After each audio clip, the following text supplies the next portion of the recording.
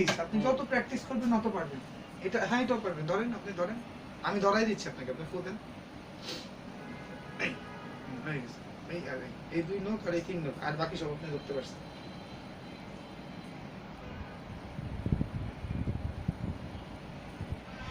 আস্তে, যত বড় বাঁশি বাজাবেন তত আস্তে করবেন। এটা একটু প্র্যাকটিস। আপনি হয়ে যাবো ভাই। এটা বাজাইতে হবে 2-3 মাস, তারপরে এটা বাজাইতে হবে। আজকে রোগী